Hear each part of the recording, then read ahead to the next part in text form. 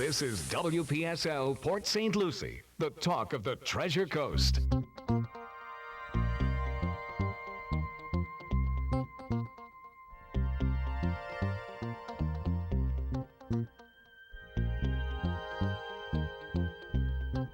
The views expressed on the following program do not fit the format of this radio station where you hear mostly conservative talk shows. But it's time now for the African American scene with a man who does not preach to the choir. So don't be alarmed too badly, because he's only here to help you, only here to help you think. And that's all he wants to do. He's got some topics for you to call and discuss if you'd like to. I wouldn't recommend you calling him up and hollering at him about these topics. Why don't you join the discussion at 340-1590, because it's time for the African American scene with Rudy Howard. Good evening, good evening, good evening. Always glad to be with you here on a Wednesday night. My. We have so much going on. I am psychologically and emotionally exhausted. I can't ever remember a time in my life when I'd be so ready for this daggone election to be over with. It is just exhausting completely. Lost friends by it, it's just awful. And I really have. But, today they played tapes from the Bob Woodward interviews with Donald Trump. And as per usual, in the tape, Trump admits that he realized how dangerous the virus was and that he lied about it. Now, let me tell you why I personally resent that. A friend of mine, she and I was friends for like 15 years, and she cut me off. She might even be listening tonight, because I kept telling her, she kept telling me it was a hoax and that I was being lied to, and that what I was saying was making no sense. And now we find out he lied to us about the level of contamination and the degree to which it is a problem. And I contend that those lies have caused a tremendous amount of consternation and confusion and chaos among friends, people, and family who were trying to get a handle on what this is all about. And that's sad. That is really, really, really sad. Now, I know there's some of you listening tonight that is going to say it doesn't matter, but I don't know how you can say it doesn't matter, because you have probably been affected with your family and some of your friends, because you took the position to support something that he said which was an absolute lie. He lied to us. It's simple as that. And it ain't the first, and it ain't the last, but it's also very sad. Also today, you've heard me talk about my pastor, Vernon Shazier, has been on this show before. And his son, Ryan Shazier, who was a first-round draft pick of the Pittsburgh Steelers, awesome young man. I've known him since he was about 15, 16 years old. Had to announce his retirement. He got severely injured in one of the Steelers games, and he hasn't been able to mount a comeback. And he announced it on Facebook today, and I listened to it. And it was kind of sad because he was on his way to potentially a Hall of Fame career. He was just so fast and so athletic. But I send my prayers out to Ryan, his wife and kids, and to my friend Vernon and his wife Sean, because I know they're in solemn consideration right now about the fact that Ryan had to retire. Now, before I get into my topics, a couple things I want to chat with you about. I'm reading a book right now by Kurt Anderson called Evil Geniuses. And if you're a person that really likes to understand history and how we've gotten to where we've gotten in many situations, this book is absolutely astounding. He has taken me from the New Deal, and he's walking me forward through all the times and explaining how the economy and our politics have changed over the course of time, and how there were people that went with great purpose and shrewd moves to change our American society and economy to the point of where it is today. It is worth reading, and it will give you some things to think about. What I'm going to say to you this is, and then we're going to get into my big topic for tonight, which is some of you will find disturbing, I'm sure. There's three things that I'm going to say that have to change for us to continue on the path to achieve the American dream that our forefathers have talked about, and what is in our Constitution, and what songs and pledges and everything is about. There's three things have to change. We have to have police reform.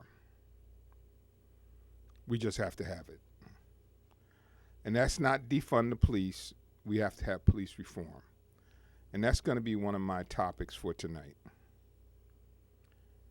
The second thing we have to have is we have to revisit our economic system.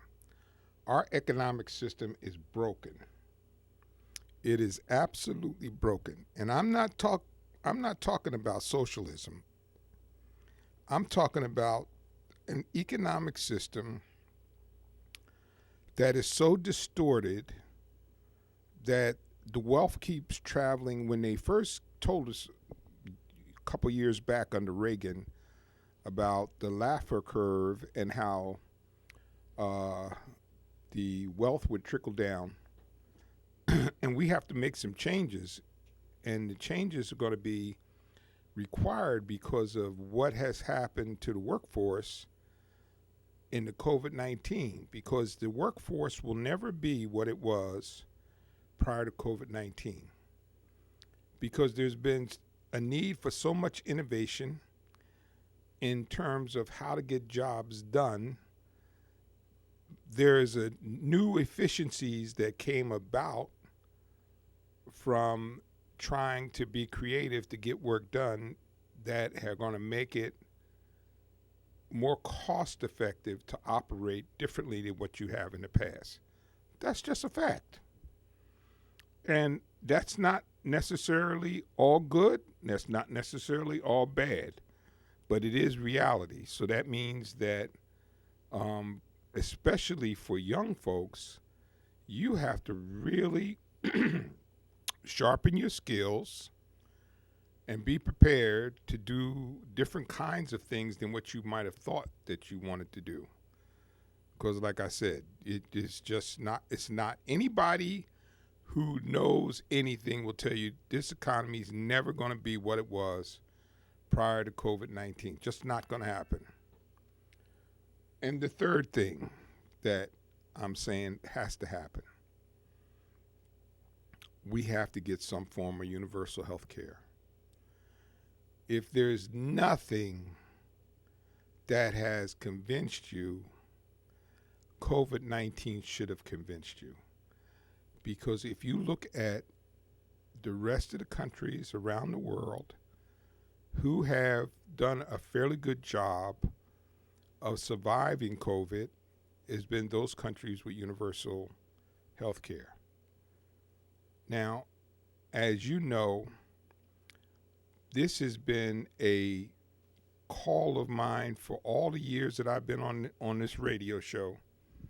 I have never understood why people opposed universal health care in some manner.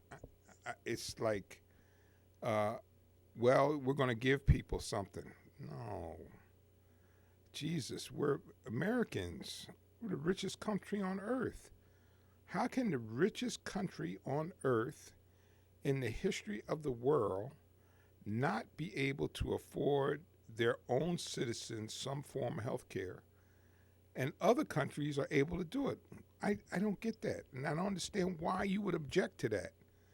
Why you would object to your fellow citizens. I know I've said this probably 8 million times, and you're probably tired of hearing it, but I can't get my arms around that. I don't understand why you fight that. I did an unofficial survey. I was telling Cliff before we went on the air about 2.5, 3 years ago on Facebook. And I put out the question, and I'll put it out again tonight, just for you to call in and respond to. If you had to pay an additional $50, let's just make it $100. If you had to pay an additional $100 a year in taxes to contribute toward a fund to get everybody universal health care, would you do it? And I'll record your answer, and I'll give you the results at the end of the show. And that number is 340-1590. That's 340-1590. I put that out there on Facebook. I got a really good response. And let's see what you have to say. Would you be willing to pay an extra $100 a year in taxes in order for everybody to have universal health care? Okay. Now, again, that number is 340-1590. You know, and we're in this tribal mode right now where each side says the other side is the devil. And most recently is being said that should Biden and Harris win, it would destroy our country. And they are unethical. And so here's something I'd like to share with you. The most criminal indictments of presidents since 1970, since 1970. Trump, 215. Nixon, 76.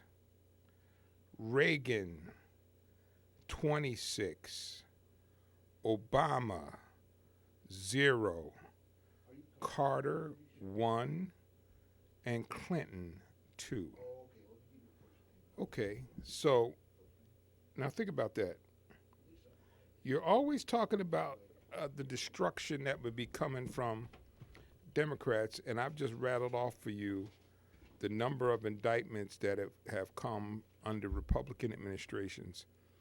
And now let me modify this one thing. The 215 number for Trump includes 25 Russians indicted, so you should reduce that number 215 by 25. And we got Lisa on line 1. Yes, ma'am. I definitely think that we need to help everyone have universal health care. I know a friend of mine who lost her house because her husband had cancer and he ended up dying. And, you know, just coming from, my family came from Portugal, and I have family that is in France, and they are able to go to the doctor free, and be able to take care of their families. And I think it's important that we go ahead and get universal health care for everyone. Ma'am, I couldn't agree with you more. I've been doing this show now for about 9 years, and I would think that 8 of them I've been squawking about that. And sometimes people call up and they call me a squishy liberal and wanting to give away free stuff. But I just think it's if we got the money that we have and the power that we have, why can't we put some of that toward the American people? That's my thinking. Definitely. I just don't see how we can't think of other people. I just don't understand how people can be. Honestly, I think it's selfishness. If you have the ability to be able to help everyone get insurance, I know my godfather, he had been very ill, and he had stomach issues and refused to go to the doctor because he didn't have insurance. And by the time he went, he had stomach cancer. And he ended up, he had just retired. He had only been retired for 1 month, and then he got sick, and he ended up dying about 4 months later. He never even got a chance to enjoy his retirement because he kept putting off going to the doctor. So, if we have universal health care, people will want to go to the doctor. They'll want to take care of themselves. And even I have insurance with my employer, but it's not a great insurance. And I always have to think about, do I really want to go to the doctor? Can I really afford the copay? Can I really afford to go to the hospital? And, I just I don't understand how people can say, oh, this is, a free deed for someone. I just don't understand that. I think people have lost their morals, their character. I don't know. I'm sorry. I just don't understand that. Oh, well, I don't either. Lisa, I think it's a loss of humanity. Yeah. People, and it's one of the things that's in this book that I talked about at the beginning, Evil Geniuses. And one of the things that he carefully documents in there is how we have lost our humanity, how we did at one time care about each other, your neighbor, and the people in your community, and how it's now everybody for themselves now. That's just the way it is. And people seem to want it to be that way, the tough, get it on your own, and if you can't, that's too bad. But it doesn't make sense. Yeah. It doesn't make sense. And again, I think it takes a person to actually be suffering from this to get the compassion, but we all need to be compassionate. We all, I think people forget that they need to put themselves in other people's shoes and understand what other people are going through. And I hear people all the time, the Democrats want to give everything away for free, and they want communism, and they want this and that.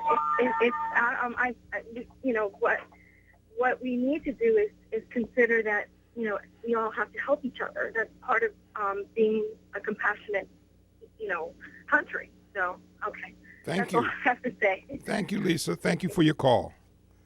Okay, thank you very much. Have a good day. Okay, you too. That's boy, we sure could use some more feelings like that about. And that's not about party. That's about humanity. I keep telling, sometimes people think that I take these positions because I'm a Democrat or a progressive, however you want to put it. But a lot of positions I take because it's about humanity. It's about caring about your fellow human being. I care about my fellow human being. And I care about those people that are not brown like me. I don't like to see anybody in a very difficult situation when they don't necessarily have to be. I see those lines of people trying to get food. That's heartbreaking to me, that people are in line trying to get food. That's really rough. But we got Gary on line 1. Yes, sir. Hey, Rudy. How you doing today? Okay. Explain to me your version of universal health care. Well, You say you want everybody to pay $100 extra. So explain to me what that's going to cover.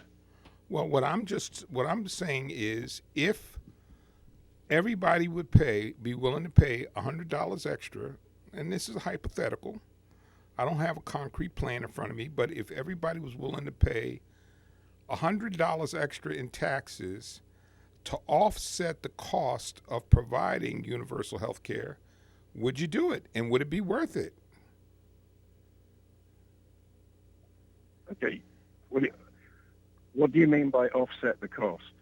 Well, of course. So I don't have any health care. Okay. You know, Person A doesn't have any health. You don't have any health care. I'm just giving it as an example.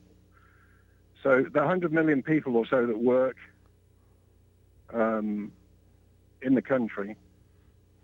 So $100, that would be $1 billion a year to put towards universal health care. If I'm doing the math right as I'm driving, what would that cover? What would that cover for me, the person that doesn't have access to health care? Well, if you go on the ACA model, one of the things that was unique about the ACA model is that it had a gradation of support that you got based on your income. Now, one of the complaints that I heard about the supplements that were available for the ACA is that people that worked hard and did not get enough of a supplement, and the people at the bottom, some of whom got as little as zero payment for their health care. Now, in my opinion, and this is just my opinion, I don't think anybody should get zero, period. Just nobody should have zero. $25, $50, because, there's people in a hurting situation. I can see that, but nobody should have zero.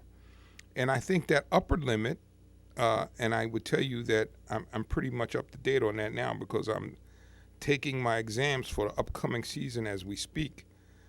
That upper limit can be raised a little bit so it would incorporate more of the working class, that they would be able to get some advanced tax credits to help with the cost of their health care. That's my theory. Just one little old guy's theory in Port St. Lucie. Okay.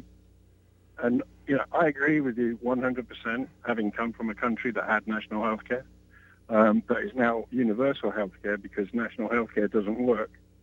The patient has to contribute something. I don't disagree with that, Gary. Right. But we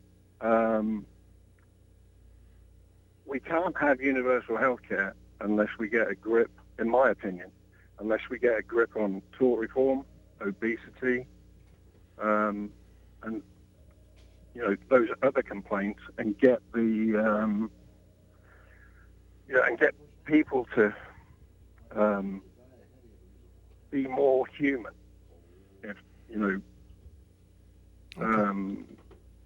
Instead, get rid of ambulance chasers and attorneys out of hospital. I had a knee replaced and it was $130,000, and the insurance company paid $27,000. Now, if I hadn't have had insurance, I'd have had to pay, I'm assuming, $130,000 or a negotiated rate with the hospital. So I mean,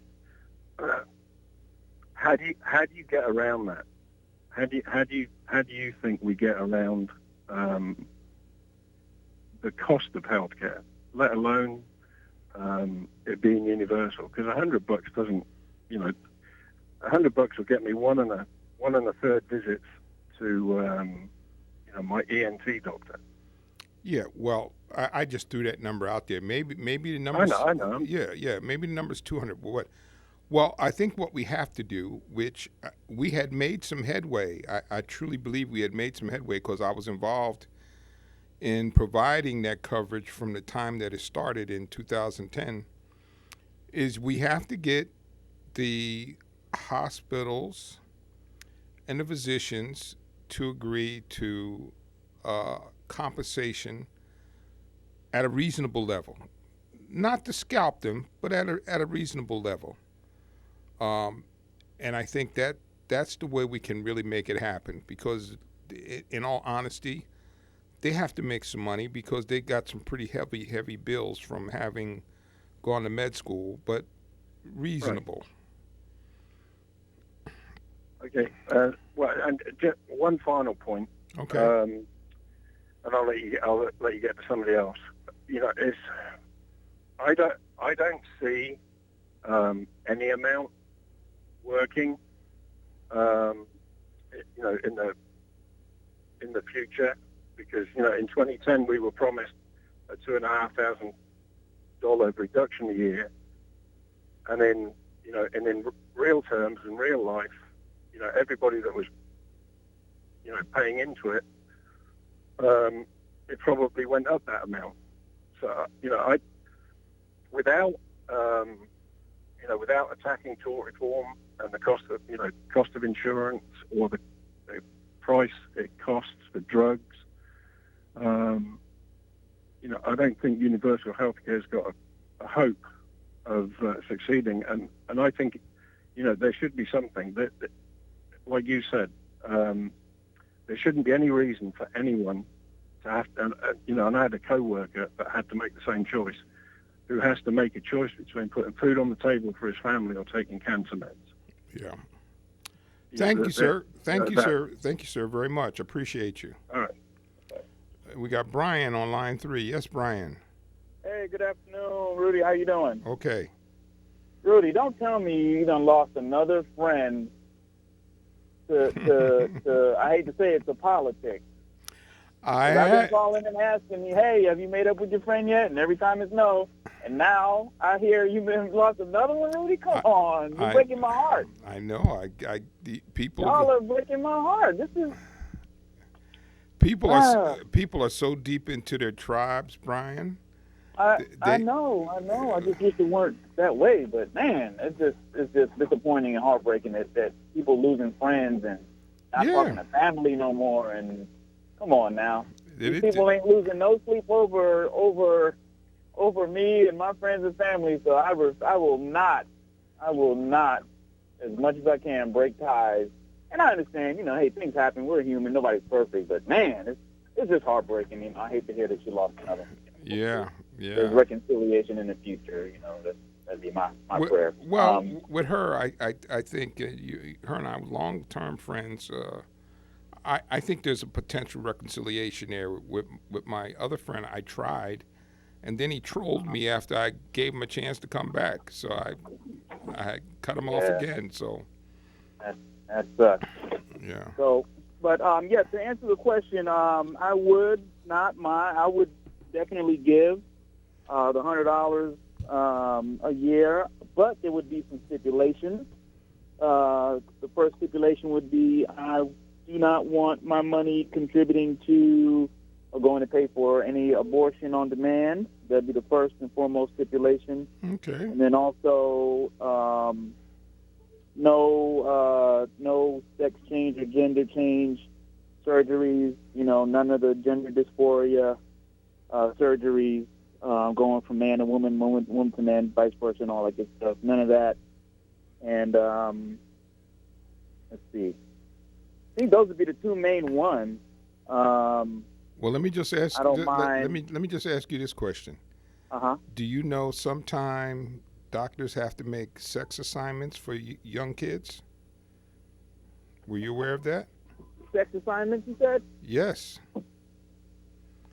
When kids are little, they may have 2 types of genitals.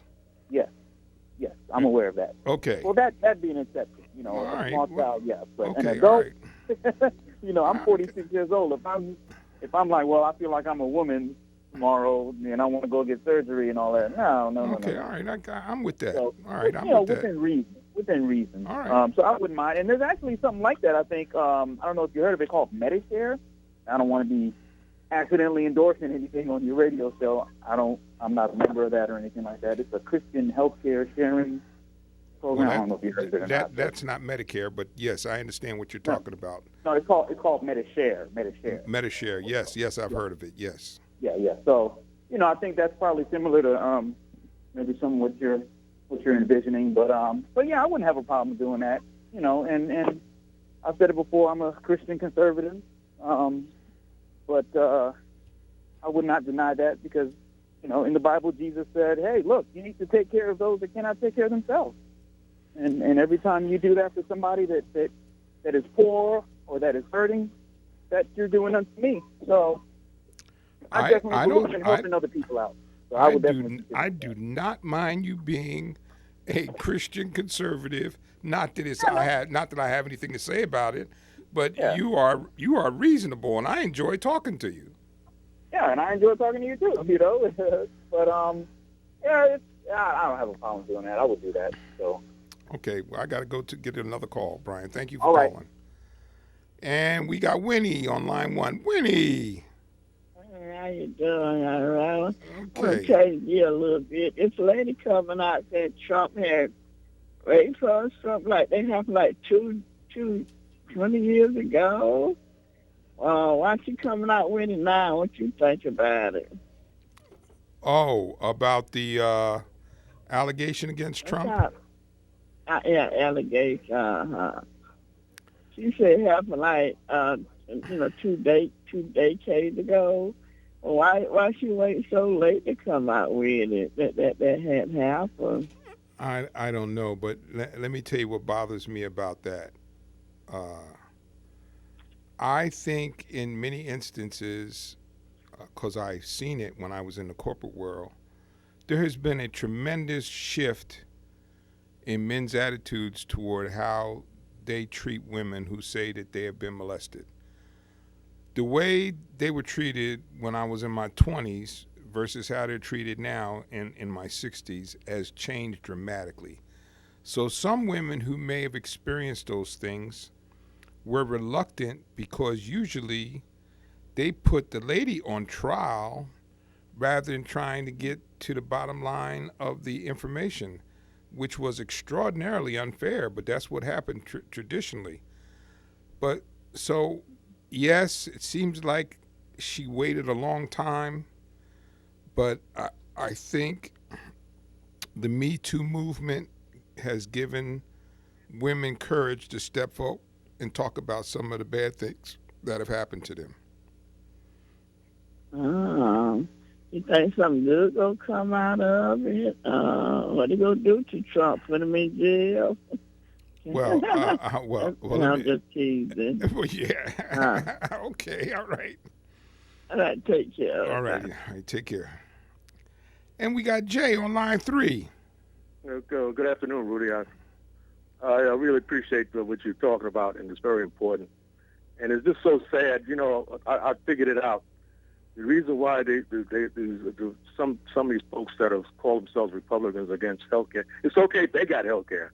It's okay if they were on Medicare and all that, but they don't realize that the president is one step away from eliminating the Medicare trust fund.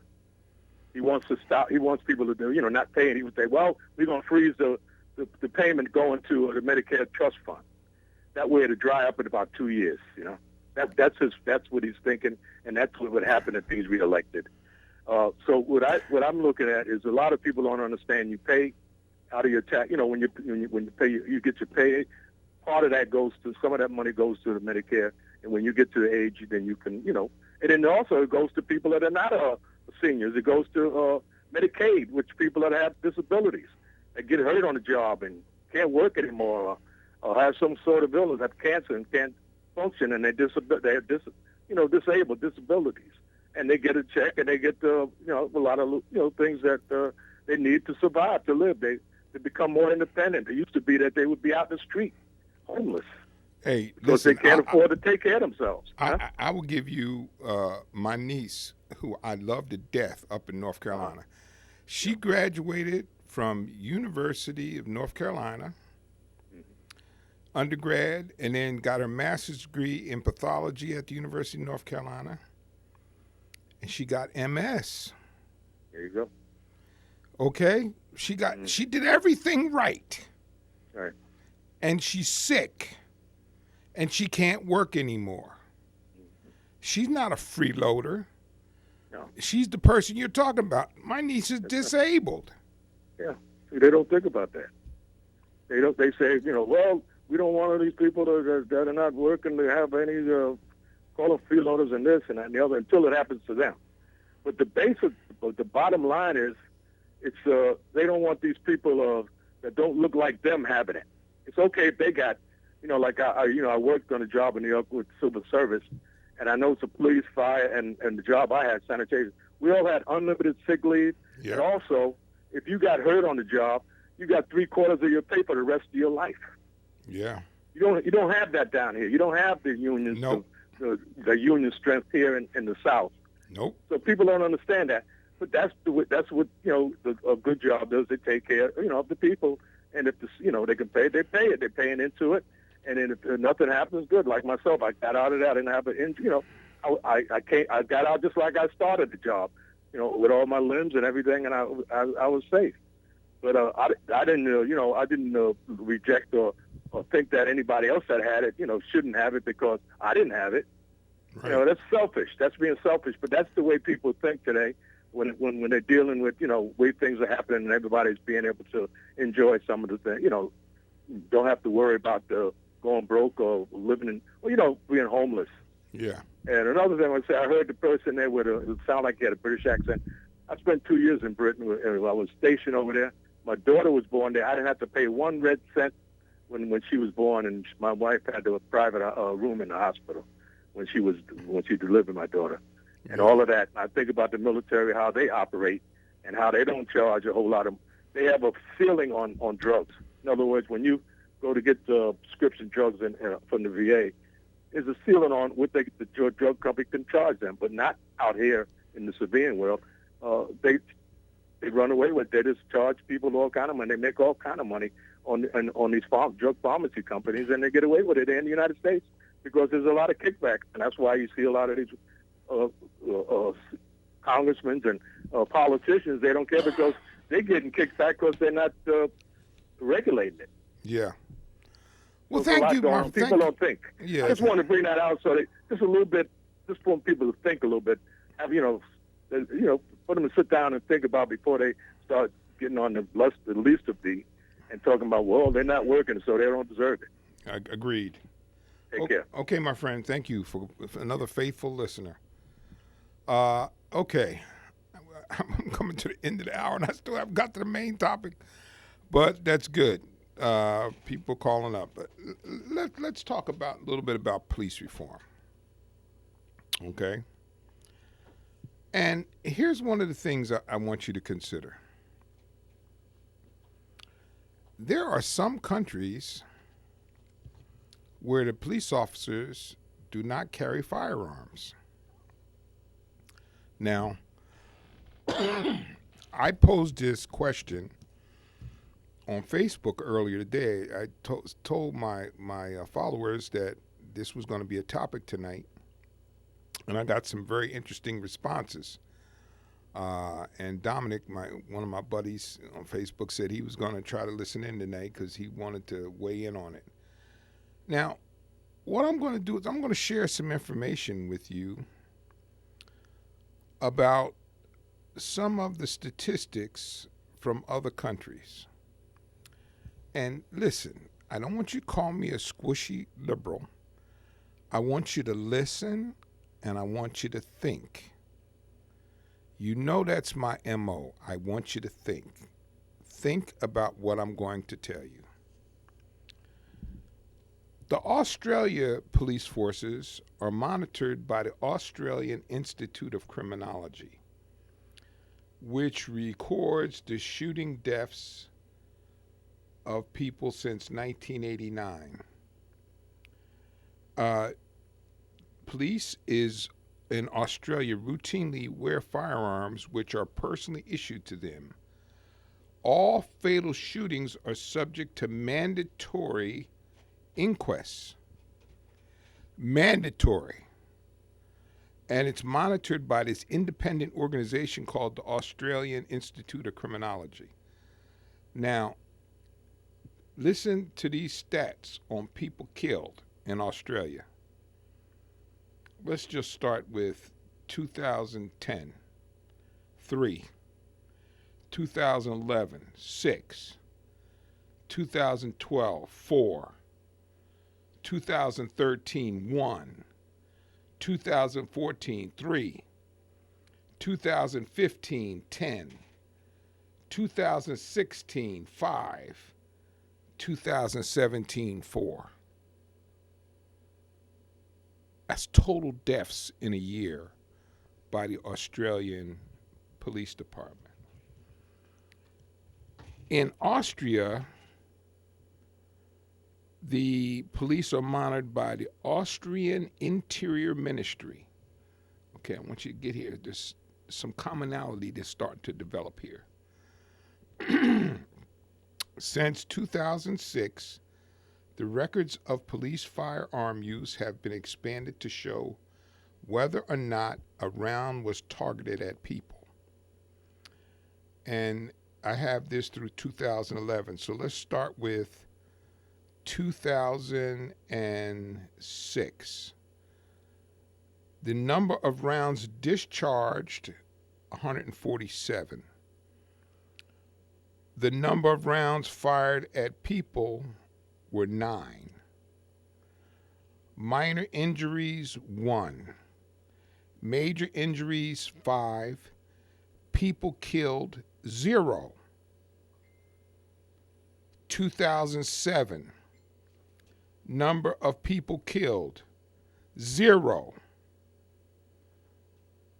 2008. Number of people killed, 2. 2009, number of people killed, 3.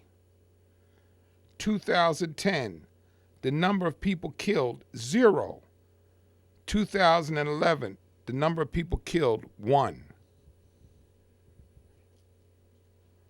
Now, for all of my conservative friends who's always talking about American exceptionalism, what is it about these countries? Are they better than us? Are they more nonviolent than us? Boy, that's a good one right there. Maybe that's are those countries more nonviolent than we are? Let's talk about Denmark. Since 1965, all Danish police officers have carried police pistol when performing their duties. In 2008, police began to carry pepper spray in addition to their firearms. So now let's take a look at their death rate. And I have this through 2006. So let's start with 2001. People killed, 3. People killed in 2002, 2. People killed in 2003, 1. People killed in 2004, 0. People killed in 2006, 0. People killed in 2006, 4. How about that? And each one gives the number of times firearms have been used. So we had that amount of death given the circumstances in Denmark. Now let's go to Finland.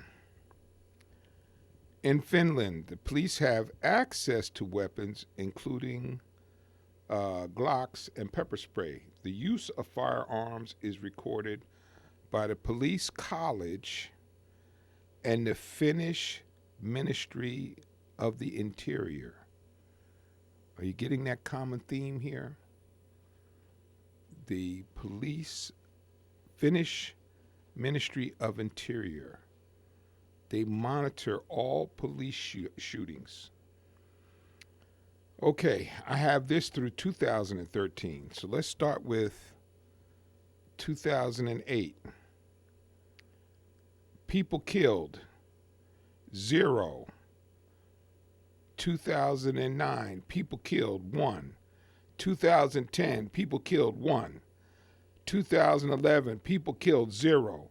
2012, people killed, 0. 2013, people killed, 0.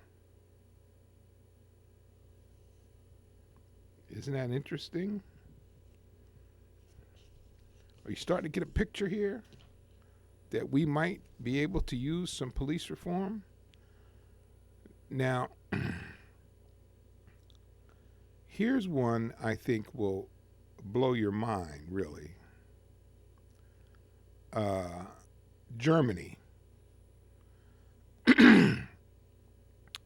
German police forces routinely carry weapons. Police firearm statistics date back to 1996, and I have them from 2010 to 2015. Okay, now we all know about Germany's past, so just listen to these stats. 2010 deaths. Now these deaths are deaths from police interaction. 2010 deaths, 8. 2011 deaths, 6. 2012 deaths, 8. 2013 deaths, 8. 2014 deaths, 7. 2015 deaths, 10. Isn't that interesting? Isn't that interesting? That's Germany. You would never expect that to be that low, would you? Given the past. Now, in Iceland, the police do not carry firearms. In 2013, they had the first fatal police shooting, which took place when one man was killed. As of October 2019, this remains the only fatal police shooting since Ireland became independent in 1944. So from 2013 to 2000 and since 1944 to today, they've only had one shooting. And we got John on line 1. Good evening, Rudy. How are you? Okay.